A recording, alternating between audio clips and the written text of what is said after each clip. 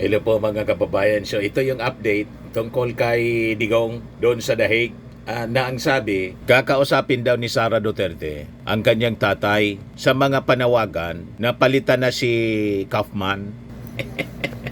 Lagi kasing denied. Laging reject po yung mga please petitions mga kababayan. Hindi pa manalo. Wala pang naipanalo mga kababayan sa mga petitions please ni Kaufman, laging reject.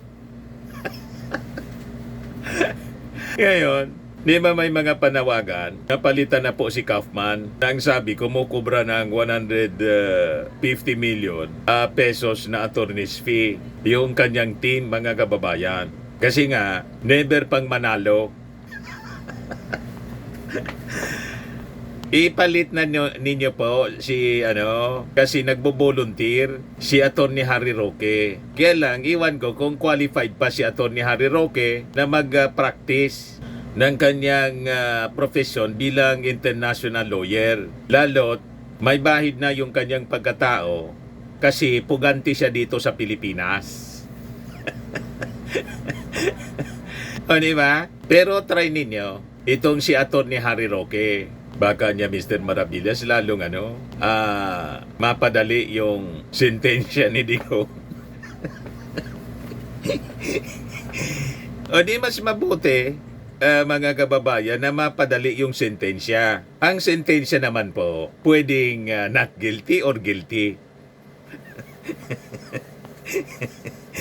Di ba? Pero niya Mr. Maravillas, parang mahirapan. Mahirapan talaga po kahit magpalit pa sa lakas ng ebidensya mga kababayan na hawak ng prosecution laban kay Digong. Kahit pa pinakang magaling na abogado, di ba si Kaufman yung pinakamagaling na abogado? Kaya nga pinili po ni Sara Duterte at ni Digong itong si Kaufman kasi malawak yung kanyang eksperyensya. Naging abogado ito ng mga leaders ng mundo na nakaso sa ICC.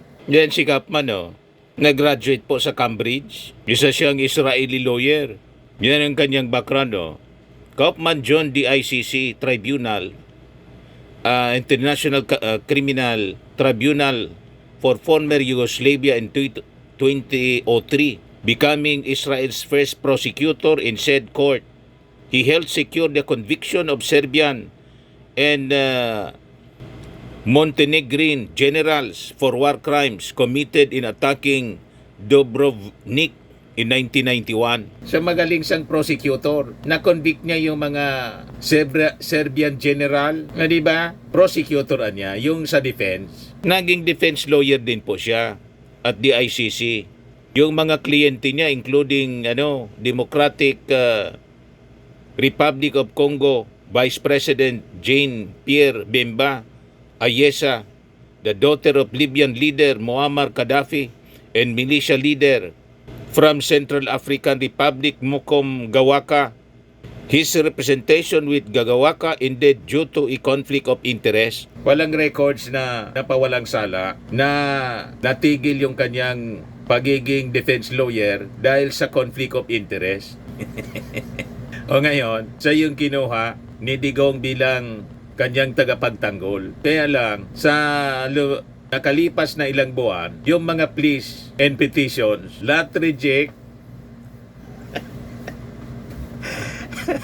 Kaya may mga panawagan po, mga kababayan, na palitan si Kaufman. Kaya lang, siya na yung pinakang magaling. Sino pa yung pwede? Bahala na niya sila Mr. Maravillas kung sino ang papalit kay Kaufman. Kaya lang sabi nga natin, mga kababayan, sa tingin lang natin, sa lakas ng mga ebidensya laban kay Digong, ang ebidensya po galing sa bibig niya. Inamin yan sa mga investigations po. Yung Quadcom investigation, inamin niya. At nilaglag niya, pati si Bato. O diba? Kahit anong galing ng abogado, kung napakalakas ng ebidensya, malamang sa malamang, conviction mga kababayan ang abutin ni Digong. Lalo't may kayabangan po. Proud siya sa kill. Kuha niya.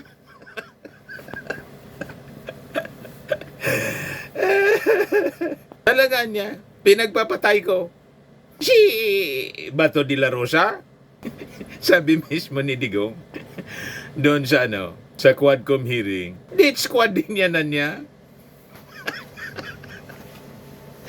Yan tuloy, wala pang warrant of arrest, nagtatago na po. At ngayon, ang sabi ni Ping Lacson, baka i-withhold daw yung Pero hindi niya ako ang magmo-motion yan, yung sweldo. Wala niya akong moral authority para gawin yan kasi nangyari na din yan sa akin yung nagtago.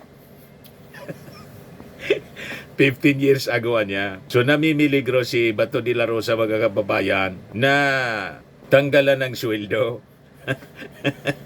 O ngayon, going back dito sa balitang ito, sabi ni Sara, I will ask that question tomorrow of former President Duterte. I forgot that question kanina.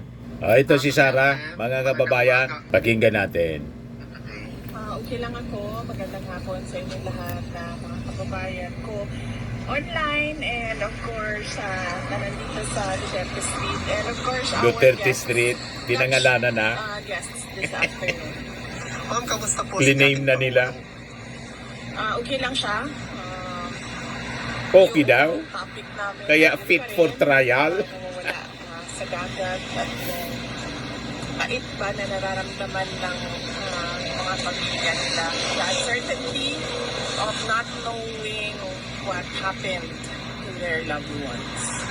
VP Inday, in relation to the recent development of the case of the former president, there's a lot of speculation asking the family or the client, the former president, to change his lawyers. What is the response of the former president in as far as his legal defense team is concerned? Oo nga, sinabi ko pala na itatanong ko yan. Kanina, nakalimutan ko siya. Sorry, I will ask that question tomorrow of former president. I forgot that question. Ma'am, another question po. What is your reaction to the statement of Senator Lacson saying that the worst thing that could happen to Senator Bato is to be brought to the custody of the ICC as a sitting senator? Sa tingin ko lang sa lahat ng tao, sa buhay ng isang tao,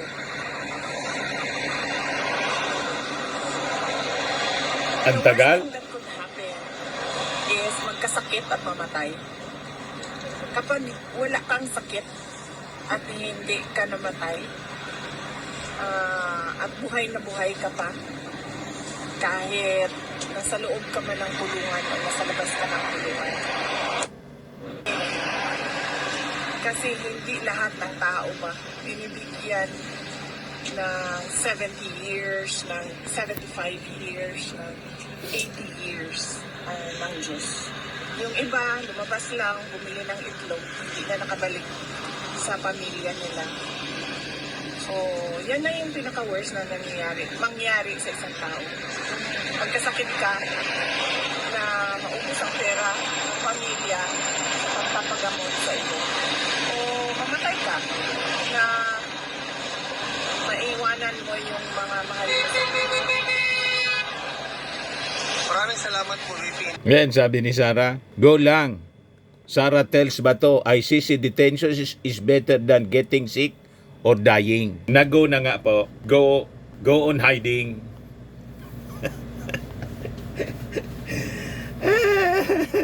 Imbis mga kababayan, magtrabaho muna siya. Kasi wala pa man warrant of arrest, hindi na nagtatrabaho si Bato de la Rosa. Sabi po ni Trillanes, kung talagang mahal ni Bato de la Rosa si Digong, ipakita niya, makabubuti na lumabas na siya, at kung iserve yung warrant of arrest, voluntary, sumurrender na siya para may kasama si Digong sa dahig. Ganon. Di ba? O ngayon, sabi ni Sara, sa naging desisyon ng ICC na fit for trial, fit to stand trial, kung na-prejudge na nila ang kaso ni Rodrigo Duterte, na-prejudge na rin natin ang ICC as a biased political court. Kaya talaga po mahirapan si Atty. Kaufman at kung sino pang mga abogadong ipapalit, mahirapan po na i-defend si Digong dahil hindi masaway sa pagsasalita si Sara Duterte laban sa ICC. O, di ba? Ayan o. Hindi siya Court of Justice. Sabi ni Sara. Ito ang reaksyon ni Vice President Sara Duterte kasunod ng desisyon ng ICC na ideklarang fit to stand trial ang kanyang amang si dating Pangulong Rodrigo Duterte. Hinimok ng BC ang publiko na wag nang pagkatiwalaan ng ICC pagdating sa kaso ng kanyang ama. Kasado na ang confirmation of charges hearing ng dating Pangulo sa Pebrero 23 hanggang 27. Kaya sabi ng mga nag-react, fit to run for mayor? Check. Fit to stand trial in ICC? Ikes.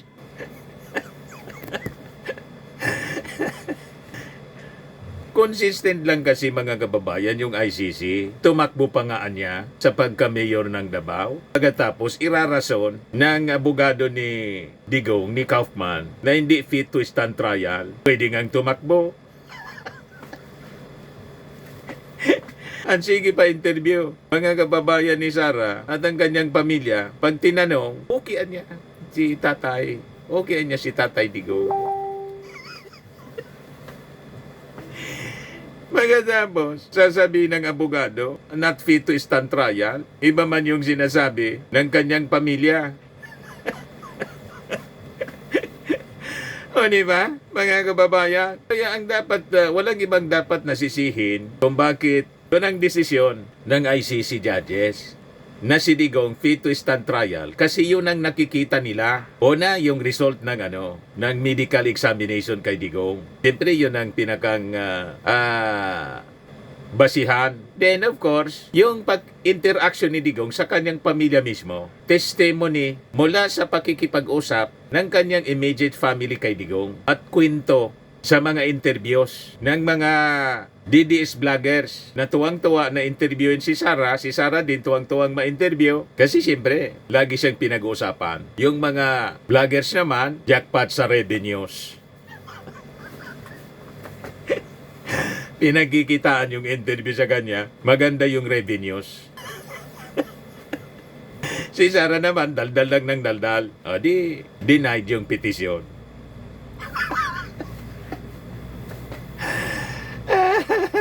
Kasi lumalabas sa kanyang mga sinasabi at pakikipag-usap sa kanyang tatay. Sabi niya, ayos niya, okay. O di okay sa trial. Fit to stand trial. O ngayon, sinasabi ni Sara, huwag na daw maniwala sa ICC kasi na-prejudge na. Bias daw. Pag ganun po yung laging sinasabi ni Sara, huwag na kayong magtaka kung lahat ng petisyon, kahit palitan pa yung kanyang abogado, laging reject.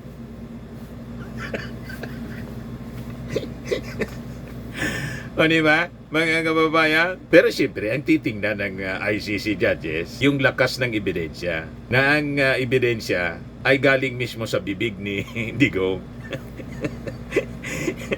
Recorded po yung kanyang kill. Madaling i-research. Titingnan mo lang yung mga balita. Di ba? Left and right, may pinupulot na patay. Pagkatapos, nagyayabang si Digong sa mga interviews. Pinagyayabang niya yung kanyang utos na kill.